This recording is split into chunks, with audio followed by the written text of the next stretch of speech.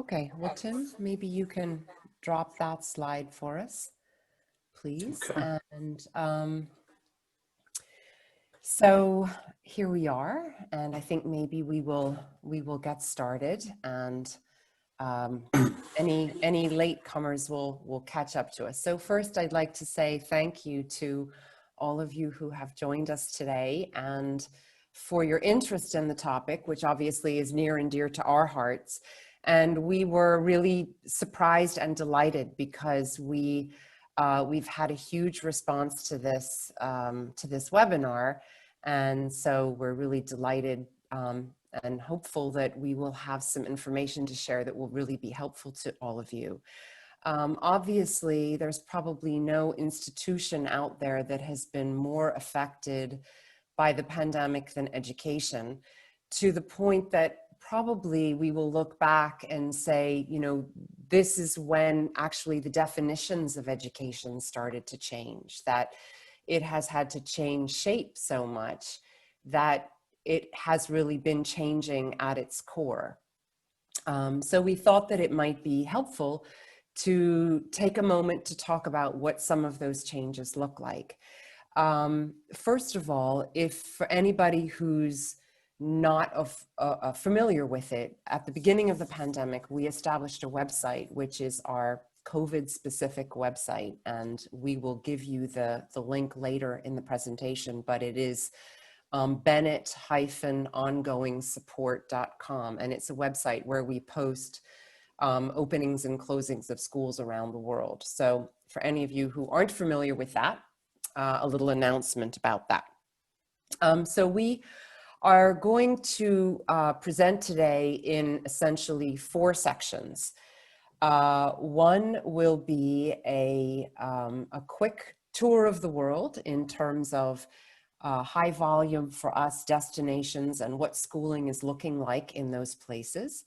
Then we will do a quick, like 5-minute explanation of some of the aspects of distance or online learning that people may not be familiar with. It's one of those terms that everybody's using now. My kids are online, but it has a lot of different meanings, and those meanings have been a little bit blurred. So we'll just give a quick primer on that. Then we will talk about some case studies that we have seen of the different kinds of situations that families are facing and their employers, and some of the new kinds of decisions that families are having to make, and with that, some changes in the education world. And then fourth, we will go to what this means for our corporate clients and some of the policy considerations that they should be giving thought to, or things to be thinking about. The overall program will be about 35 minutes, and we will then have a section of Q&A at the end. So please, throughout the program, feel free to put your questions in the chat box, and we will get to them at the end. And we'll do that for about 10 minutes. Should we run out of time, you can always contact us afterwards. So welcome to all of you. And then I'd like to introduce my esteemed colleagues who are with me today. So I'm Elizabeth Sawyer, CEO of Bennett, former high school teacher. I have with me Alex Ruttenberg, who is director of our division called Education Research and Analysis. And Education Research and Analysis is the team who handles all of the special projects, the unusual requests that don't fit in the drop-down. So group move work, tuition studies, anything that has never been seen before. And therefore, Alex has been working with a lot of the families we've been supporting who have unusual circumstances. For those of you who have ever had the chance to speak with Alex, you know that she's an incredible font of information. She just mentioned something out of the side of her mouth that would be weeks of study for most of us, because she spends all of her day reading about and compiling information on education. So that's Alex. And we also have Tim Dwyer, who is president of Bennett. He and I lead the company together, and he's formerly of KPMG and Global Mobility at Goldman Sachs. So this is a second career for Tim, and he often brings to the table the perspective of our corporate client because he's actually sat in that role in the past. So, and Tim, just so you can see how they spell their names, if you could put that slide up for us.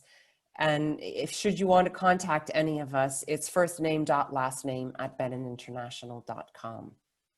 So to begin the program, I would like to turn this over to Tim and Alex and say, could you please take us on a quick tour of the world, some of the high volume or popular destinations, and just give us a quick overview of what school is looking like in those places, because as we already know, there is no one new normal as we thought there might be. So Tim, over to you. Thank you, Elizabeth. So Alex and I are going to look at a number of different locations around the world. And what we're going to try to do here is to touch briefly on each of these, recognizing that there are, each one of them has a little bit of a lesson or an insight or an interesting development. The tricky thing is, of course, that the world is changing almost hourly with regard to the pandemic and education. Hence the URL for our website with up-to-date information is really crucial, and we'll make sure that we share that with you in the chat and also in the presentation. But we're going to go through these locations briefly, give you a few highlights as to what's happening, and then dive into some of the definitions that are important. So, for example, with New York, just to take that as a starter, the New York City, I think probably, this is true of most of the locations we're going to talk about, but especially New York, is that it's really a tale of two cities. That you have the public school situation, and there are many assignees who make use of some of the better public schools in the New York area. So it's worth being aware of what's happening there. And then also we have the private or independent schools. All schools have been given permission to open by the governor, effective with our Labor Day holiday, early September. However, private schools, have a different experience. Why? Very briefly, because they have greater financial resources generally. They have smaller class sizes. They tend to have less children with special education needs. They also, interestingly enough, tend to be less unionized. The teachers have less ability to sort of argue against some of the provisions. So they've got greater flexibility that way. So we've seen the private schools in the New York area open and functioning most of September. And almost all of them are on some form of hybrid on-campus and off-campus approach. The public schools were supposed to open twice, and it was delayed. Finally, this week on Monday, we had the beginning of pre-K and kindergarten attending, about 90,000 students. And at the same time, the rest of the students went online.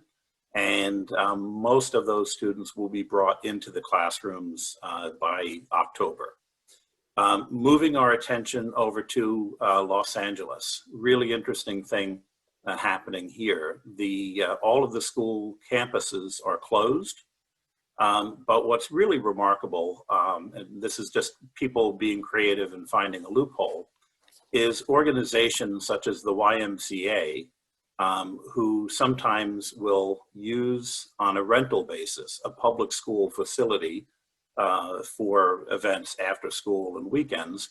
They have actually been organizing children to sit inside public school classrooms for a fee and attend virtual school. So it's kind of a strange thing. The children are in the classrooms, the teachers are not. This isn't happening everywhere, but it is happening in several LA schools, and is sort of an interesting model for parents who are just really struggling with being able to provide coverage while still working. Miami just announced this week that they're the 4th largest district in the US. They've announced that they're going back to school in the coming weeks. What's interesting here is that they had people choose at the beginning whether they wanted their children on campus or off. They got roughly a 50-50 split. And so we're now seeing Miami moving ahead, and they're going to have that 50% of the children on campus will be on campus 5 days a week. It's also going to be an interesting and maybe a little bit of a frightening experiment, because the Florida infection rate is still fairly high. So watch that space.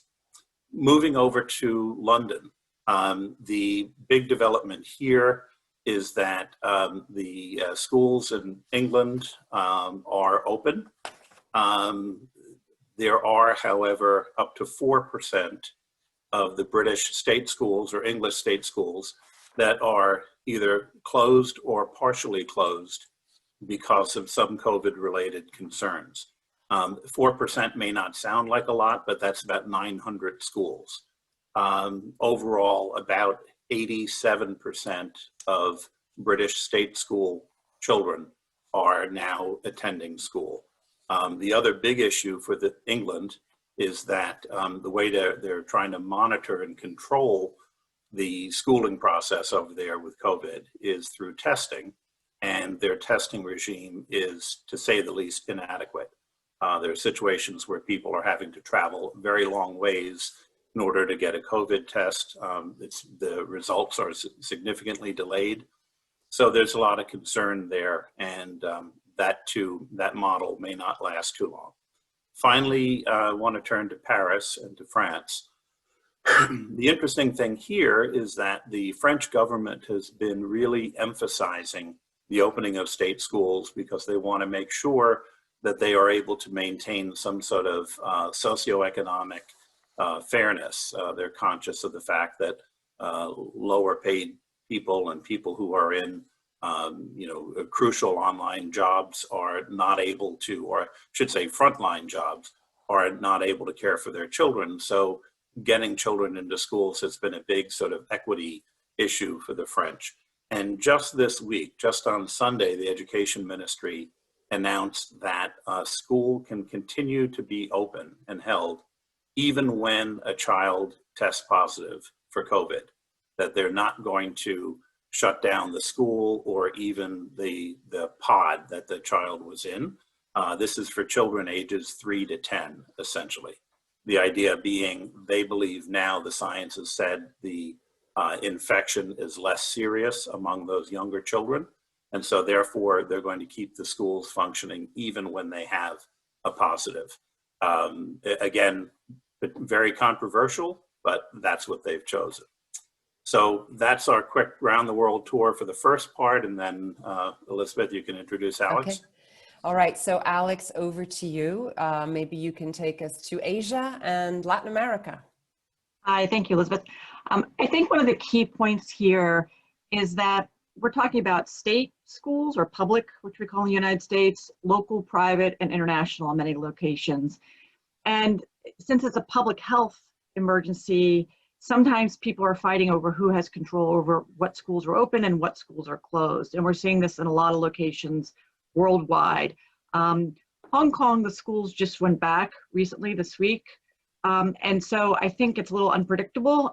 This is true for international or local private or state schools, how people are going to organize themselves. There's discussions of not having holiday breaks, whatever the holiday is in each country, or fall breaks or winter breaks. How are they going to move this? Can people travel during those times? So there are a lot of questions around that. In Japan, the schools again are open. Some are hybrid. Many are hybrid. And I think, again, that's a discussion that even if the local schools are one way, the international schools might be another. Somewhere like Sydney and many parts of Australia, obviously New Zealand, the schools are back in. There are fewer, quote, international schools there, but the state and private schools and those few international schools that are there are back in. Certainly Melbourne is an outlier at this moment, which we'll talk more about later. And Sao Paulo, there's been some protests. The schools are shut down. Most of the private international schools have been shut down, as well as the public state schools. But I do know there have been protests with the private schools to open. So again, we're seeing a lot of who's in control, and it's different than other times where if a school system opens, whether it's state, private, or national, it can impact the spread in the community. So that's why I think we're seeing a lot of power plays, power struggles between the different kinds of education systems. Okay. Well, thank you. And obviously, when we're talking about all of these different education systems, we're talking a lot about, hybrid or online. And so I thought it might be helpful just to take a moment, since those terms are used so frequently, and they can mean very different things for different schools and different programs and different kids. Alex, could you take a moment to clarify for us what the traditional meaning of distance learning or online learning is, and how that has evolved? And that could be, I think, helpful both for parents who are listening, but also possibly for employers who maybe receive requests from assignees for certain kinds of support because of the kind of learning that their children are receiving. Sure. I've worked in the international expatriate schooling and space for about 25 years now, and we've always had questions about online learning, distance learning, or actually a lot of people refer to as homeschooling. So when families are relocating to a country where they maybe don't like the schools, or the schools don't fit their needs. So this question is always, this type of not using the local schools has been around forever. Certainly there have been online programs, and that's where a school offers it's completely online, the teachers are online, there's a curriculum that's developed or maybe purchased and that they apply to their particular school. In the US, it's things like, and not endorsing one or another, because just like a regular school search, it's whether it's a fit, but like University of Nebraska has a high school program, and Laurel Springs has a K-12 program. As many of us know, the universities themselves have been in the space for many years, and it's become slowly a bigger business with online schools, realizing that no one has done this. And typically it's been kids who maybe are athletes who can't go into regular school, kids who are not able physically or whatever reasons to attend school. And very few of our families have used it as their main source of education. Maybe they used it temporarily while they're bridging over a southern hemisphere to a northern hemisphere, or vice versa, or remediation during the summer. However, now we went right from online learning and schools that are in that space and comfortably in that space for many, many years, to bricks and mortar schools, all of a sudden in March or earlier, depending on the location, January, having to put their school online. And these are curricula, these are teachers who are not familiar with that space. And there were a lot of bumps worldwide. It has nothing to do with one particular country or one particular public or private. The curriculum and the teachers were not prepared to be applied online. So now when we talk about it, we want to make sure we're talking about the right things, whether it's online school that's always existed in the online space, the distance learning space, or are we talking about a bricks and mortar school that is temporarily online?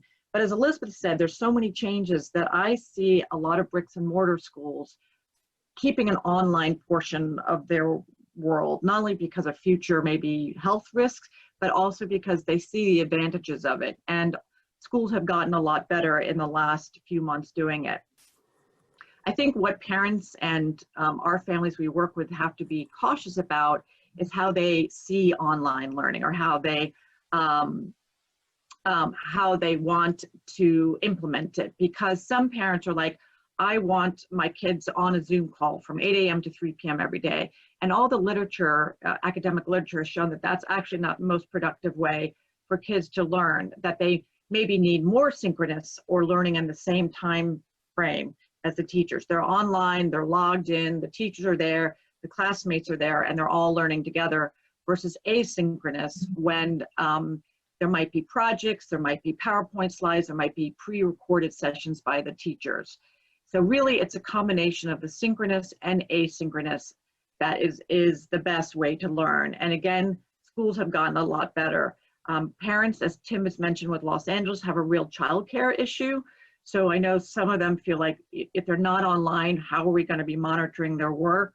And so I think, again, this is still a creative process. Teachers are doing extra education, and some countries have had more facility with offering their curriculum online. France in particular has had a long history of having online curriculum. So when their schools closed for the pandemic and now coming back somewhat hybrid, they were more prepared. Most countries around the world were not prepared for online education. Okay. All right, thank you. And just as an aside, we have seen one question come in already, which Tim has answered, and I'm not sure. So there was a question about if we had statistics for countries which are opening schools face-to-face, and if we're already seeing an increase there in COVID outbreaks. And Tim kindly answered that, and I'm not sure if you all can see the answer, to be honest. I think the answer maybe went to panelists, but I will just say that Europe has had a little bit more experience with this thus far. And so far, with grade schools or the lower aged kids, there doesn't seem to be a correlation between that and an increase in COVID numbers. It obviously is tied to best practices being followed. And obviously in the US, with the return to college, that's a very different matter.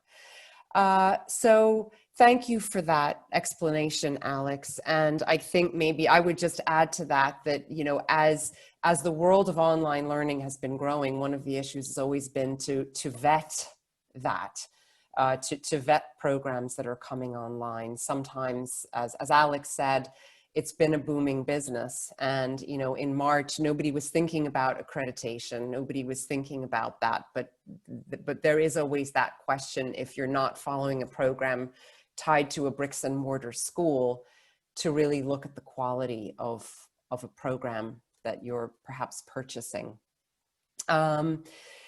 So at this point, we're going to kind of delve into some of the particular situations that we see families confronting, and by extension, their employers are confronting. And I think I'll start this section off and then hand it over to Alex. But I think I'm going to back up a little bit and talk a little bit about the spring and some of the things that happened there that have laid the groundwork for what we're seeing now. So one of the issues in the spring, obviously, was schools closing, and for many assignees, early repatriation. So that was particularly difficult for typically older students who had perhaps embarked on a program like an IB, where suddenly they were going home and they were no longer doing IB, or they had started an AP program that they maybe couldn't continue. So we saw a lot of disruption for families as they were repatriated early. And since we're always big proponents of making that long-range repatriation roadmap as you go on assignment, you know, a lot of families who were really thrown the unexpected with that. On the positive side, we saw international and private schools become incredibly flexible with their admissions processes. And admissions officers have always been there to welcome families to schools and explain schools to families, but sometimes they have been, especially in competitive locations, they've been felt to be somewhat the gatekeepers. And this spring forced all of admissions to go online. So virtual tours, greater flexibility in terms of the kinds of testing that they required of families, whether or not they expected in-person interviews. Obviously, that was off the table. So admissions, I would say, really bent over backwards to work with families. And I think that may be something that will remain with us for the future. It was actually, in many instances, stressful in different ways for families, but easier in other ways. So we saw greater flexibility there. And I would say that that has continued this year, that as the school year has started, and I say start, Northern Hemisphere start, obviously, we've seen really a shifting definition of enrollment. That in the past, if you were going on assignment, your child was admitted to a school and it was expected that you be there in person when school opened, and going to school meant obviously, showing up at a bricks and mortar institution.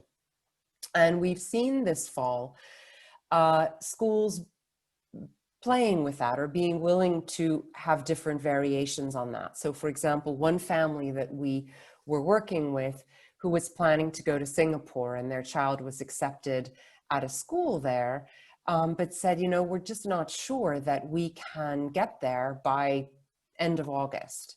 And the school said, fine, we will enroll your child, and your child can begin with our program from home country now, and then show up in person in January. So that ostensibly that child became enrolled in a school that was in a different country.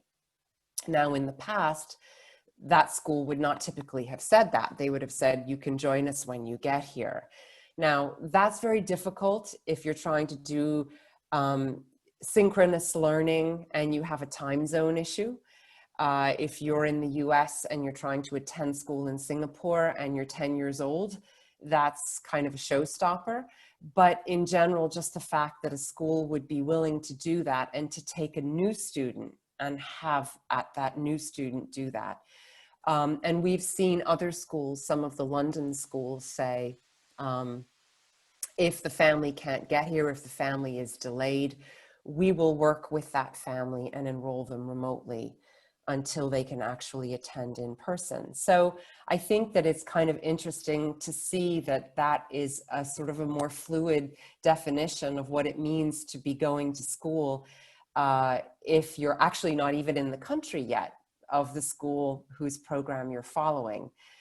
Now, that can work if you're attending a private or an international school. If you're trying to attend a public school in the US and I say state school, which is what it's called in other countries, where one of the basic requirements to be enrolled is that you be resident in a district, or if you're in England, you be resident in a council, then obviously you don't have that option.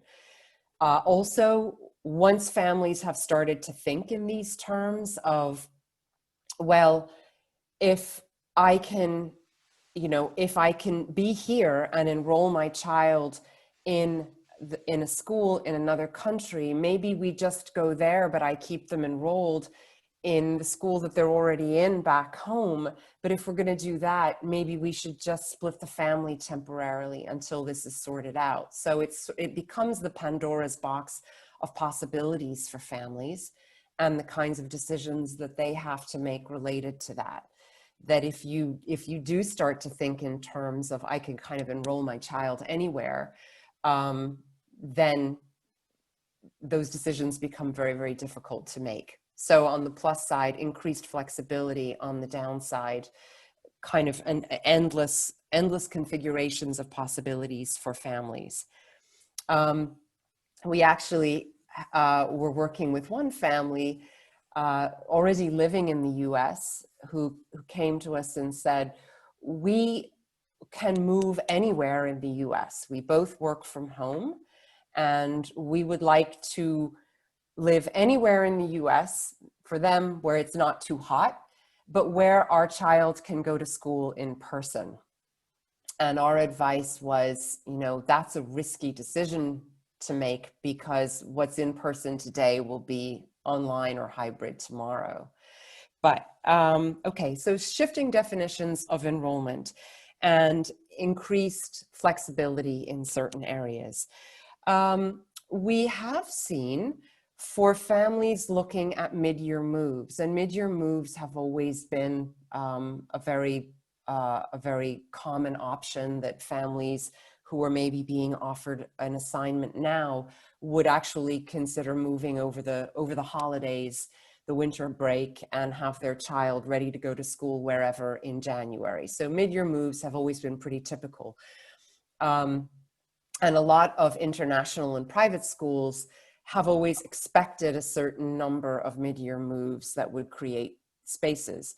What we have been finding in working with some families is that schools are not really willing to commit to having a space mid-year, and that's been unusual. And if you think about it, it kind of makes sense that they cannot be banking on the fact that current families will leave and go on assignments, because who knows what the world will look like, and that they literally don't have the physical space, what with social distancing, to accept more students.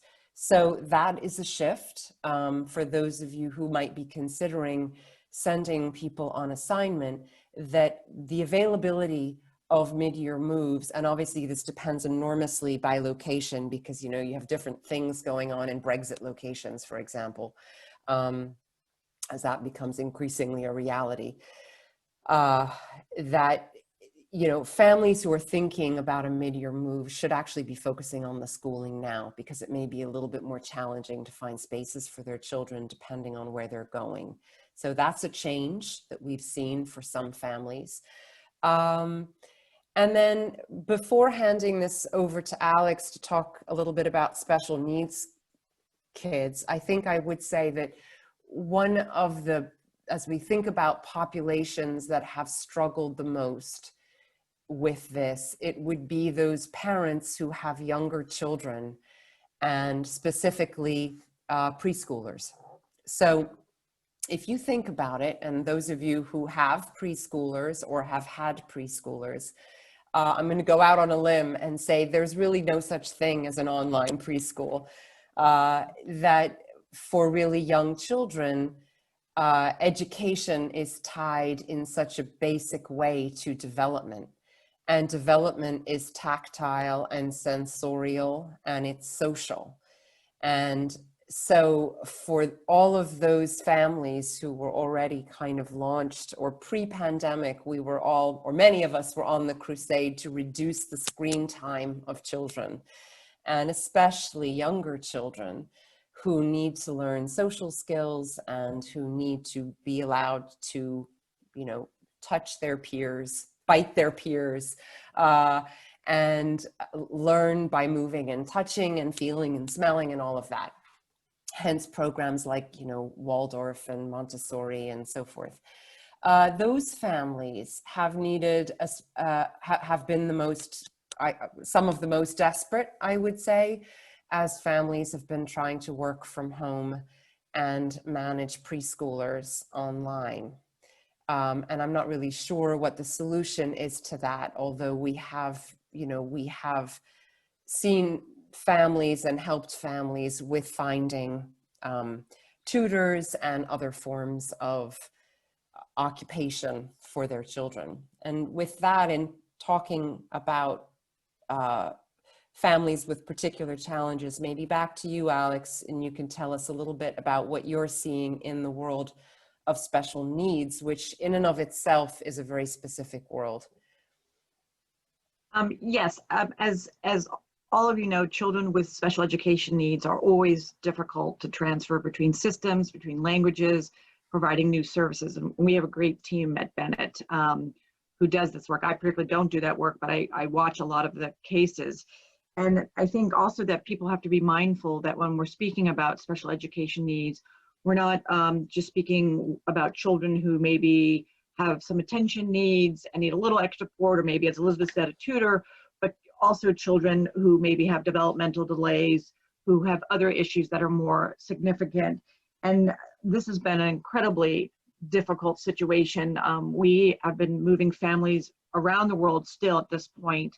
And what these children are losing services in one place, and they might be going to another country. We had a family going into Switzerland with 2 children with special needs, and the campus, while the campus is open, the school campus, they didn't necessarily want outside providers coming in, because just, you know, keeping a sort of a tight lid on what practitioners were coming on. And so the children would have to go elsewhere, or that opens up a whole other can of worms in terms of services, occupational therapy, physical therapy, speech therapy. We've also seen more providers, special education needs providers offering online services. And again, some might work, but in other cases, like speech therapy might work, but in other cases, these kind of services and supports will not work. So this is especially challenging. Also sourcing providers who do it in the language that the child knows, and do it virtually. So we're seeing a lot of difficulties with the transition. Kids with needs need consistency, and with the hybrid and the closing and the opening and online, it's not always being provided. It can't be provided. So that's sort of what we're seeing on this end. And we do our best to source the best framework of support for these families. And we work with local resources in the countries, and we work as best we can to construct something for these families, because they are quite challenging. Should I move on? I thought I might move on now to the boarding schools, Elizabeth. Yeah, please. So boarding schools, they are sitting in a completely other situation. And I recently worked with a family that was supposed to be going into Melbourne, and the Melbourne schools, state and private, have been opening and closing. They've had many more difficulties there. And while things are stabilizing a little bit, the family decided not to risk it.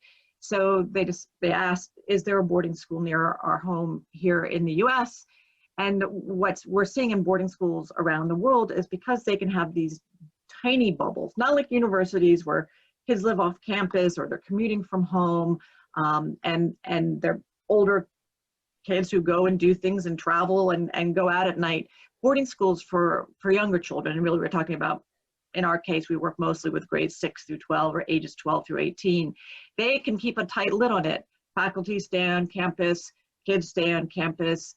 They're getting rid of fall breaks, getting rid of anything that might have the kids leave campus, ending early for the holidays. Some are even restricting holiday travel. So they've become kind of these perfect pandemic bubbles where kids can actually go in school, play sports, do all these things. So they've become a new option for families who might never have considered boarding school before, because they really want that in-person part. Great. Well, thank you. And Tim, maybe you could just pop up our little recap slide of some of what we've covered here, and we will return to the question of boarding school in Tim's section coming up now, in fact. So as we look at all of this and the kinds of situations that families are facing and how the landscape has shifted out there, Tim, could you please talk a little bit about, therefore, what does all of this mean for our partners in global mobility, or for program managers with our RMC partners? What are some of the kinds of requests that they should be expecting, and the considerations that go along with those requests for policy and so forth? Great. Sure, Elizabeth. Yeah, so to wrap up this webinar, we wanted to just address some of the implications, the practical implications. You've heard over the last half hour just how complex and multifaceted these schooling and COVID issues are. So then the question becomes, for our clients, what do you actually have to think about from a policy perspective? So I'm going to briefly go through these elements here, and then we'll open it see if there are any questions to kind of close out the session. So first and foremost, the question of contract review. We always say, we've said for years and years, that it's a best practice and absolute requirement that organizations be aware of what commitments are being made when an assignee actually signs a school contract. And many people are surprised when they realize just how much essentially you're committing to an entire year's worth of tuition and fees right at the beginning, even if the assignment ends early. That's sort of a normal practice. So now we have all of these wrenches thrown into the works as a result of the pandemic. And some schools are finding that they are amending their contracts and adding things in order to reflect that situation. So for example, what happens if the school starts out in person and then a few weeks in there's an outbreak and they have to move to remote? What happens if the opposite occurs and they're remote for a while and then go to in person? Or what happens if they do one or the other for the entire school year? Does any of that affect what a student should be paying? We did see some instances last year, in a few locations, Hong Kong and London in particular, where some of the international schools actually offered a partial fee refund to reflect the fact that the children were sort of thrown into an uncertain and somewhat unpracticed environment. That's probably not going to be the case going forward, because there are lots and lots of circumstances whereby the costs for the schools are actually increasing significantly. And so therefore, they're not really able to stay in business and offer any sort of significant refund. But it's worth really checking that out. So by all means, basic good practice, make sure the contracts are reviewed and you understand what the commitments are. And the liability of the school is another whole issue. So that's one kind of key one. Another question is most policies, most assignment policies will have fairly clearly defined criteria by which people are or are not eligible for assignment benefits. Now, in this unusual circumstance, it may be a good practice to include employees who otherwise weren't eligible for benefits or weren't anymore eligible for benefits to make them eligible. And what I mean by that is you might have someone who moved on a reduced package or a so-called permanent move. Now they're in the host location and suddenly they're facing this incredible uncertainty with regard to school. It can be incredibly time consuming and distract the employee from his or her job if they're trying to sort out the education situation. So do you want to, in that case, offer some type of assistance in order to allow that person to stay focused on work as they try to navigate this churning, changing situation? There are, of course, also potential direct costs that could be involved, even for people, forget about who's eligible and who isn't. If you just look at your eligible pool, there are potential increased costs. So for example, we've seen several circumstances where families have ended up with double enrollment costs, where they have enrolled in, signed the contract, paid the deposit for a school in London, and then the child ends up not going. And so now there's a cost at home and there's a cost in the host location. Or there might be a cost for an online school and a host location school. So being aware of those and figuring out how you're going to address those is important. The other thing that Elizabeth referred to a little earlier is this question of split households. You may end up in a situation where, primarily driven by the schooling situation, you have the family in one place and the employee in another, and that may go on for an indefinite period of time. Another thing that would be important to address policy-wise, because as you all know, usually when you establish something as a benefit, you set a precedent and it becomes very difficult to back out of that or wing it or say we're just giving it to that person but not this person. So that's another thing we're wrestling with. There is this kind of broad category I call supplemental support. And these are all the added costs that may be involved with a child's schooling. And again, you'll have to think about this for your mobile assignees. So for example, it may be that private car transportation to and from a school is a better option than putting that child on public transportation or a school bus. How are you going to handle those additional transportation costs? What if the family needs to purchase software or an upgrade to Wi-Fi? Who on this call hasn't wrestled with the home Wi-Fi at some point? Tough enough to work from home. You add a few children going to school at the same time, and it can be a challenge. So that too may be something for assignees. And there's also the question of whether or not, depending on the circumstance and the quality of the instruction being provided, are tutors appropriate, especially if the family is looking at repatriation or potentially looking at a key national exam, the equivalent of an SAT or something like that, or the BAC or something, where they may need additional support to get ready for that, and they haven't been able to get that as a result of their circumstance.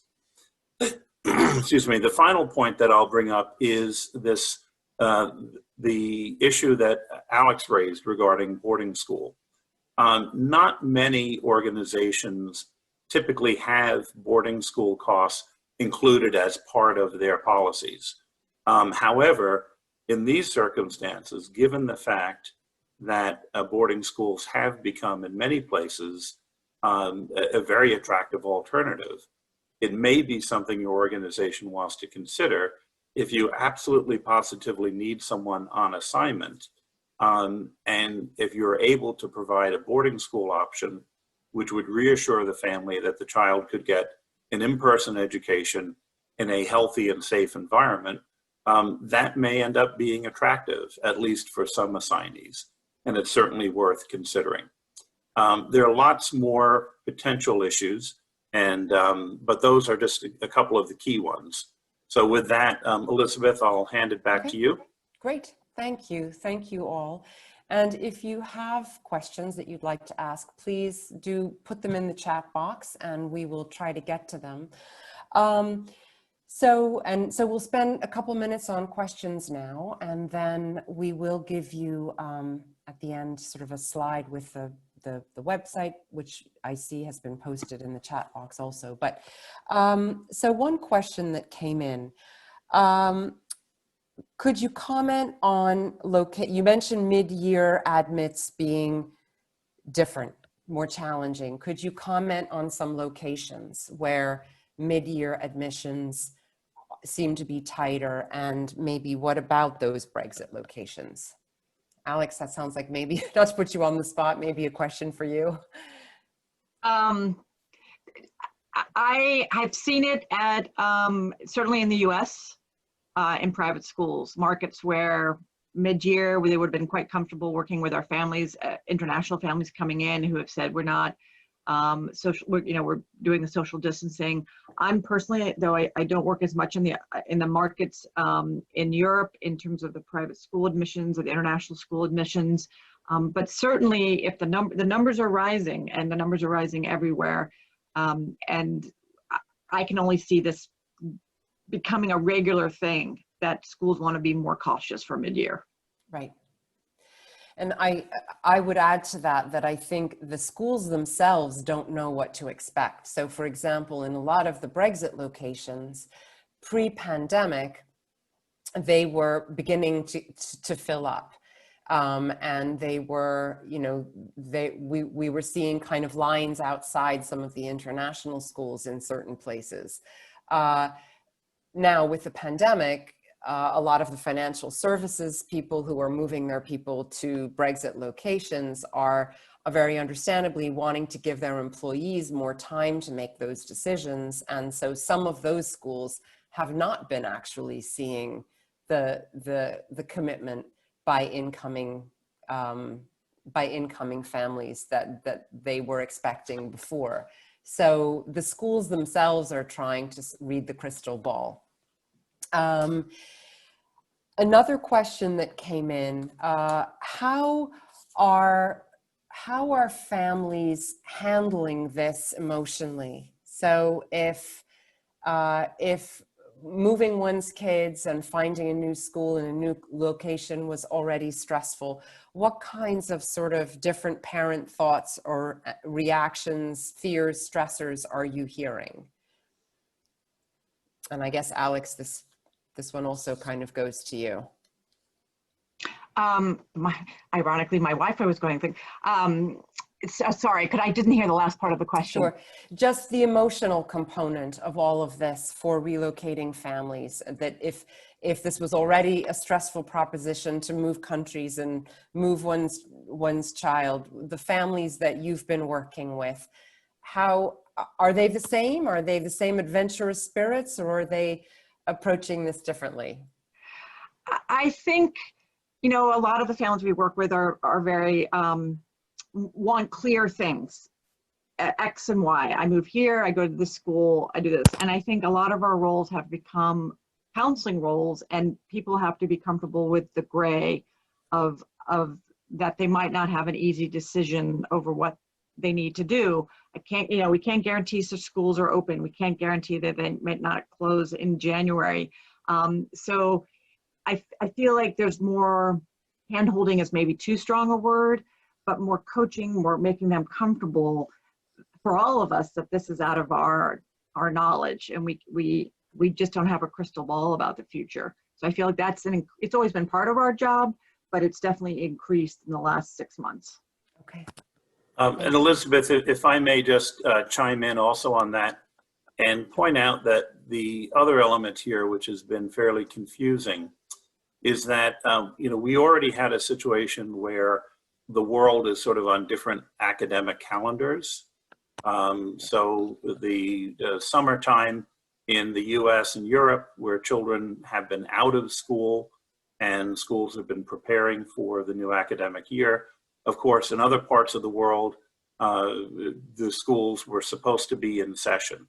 So adding to this uncertainty too has been this question about delayed openings in some cases, or in some cases, exams being deferred or canceled.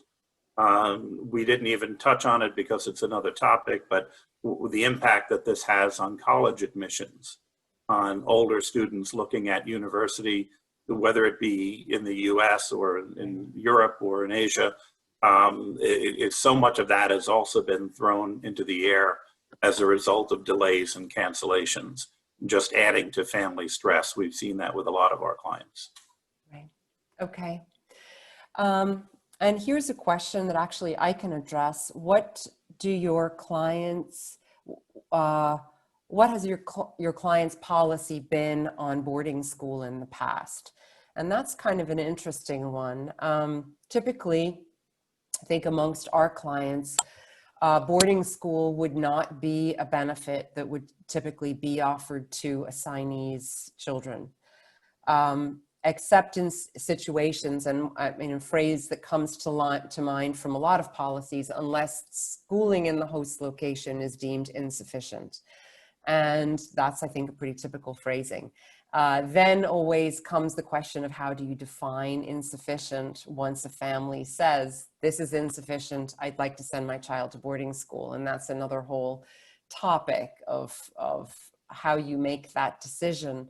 But yes, I would say that in the past, as a generality, our clients have offered boarding school for assignees' children if really there weren't appropriate options in the host location. Now, that often was sort of a showstopper for a lot of families who didn't want to send their kids to boarding school and who therefore maybe wouldn't consider that location regardless, but that has often been an option for families in particular circumstances. And I think, therefore, as Tim pointed out, that might be a benefit that some organizations would want to consider, because it does sort of open the possibility of what now seems to be a relatively stable corner of the education world in a lot of places.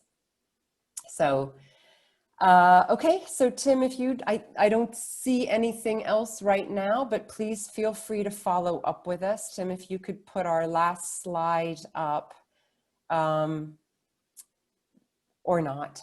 There we go. That as one of my colleagues posted earlier in the chat, that is our website for ongoing school updates. Of course, it changes sometimes overnight in a given location, but we are updating this website every week and trying to provide in the spring, it was where things were closing and which exams were being canceled. And now it's kind of the status of those same things around the world. So thank you very much to all of you who are here and who took the time to tune in, and please stay in touch. Thank you. Thank you all. Bye-bye.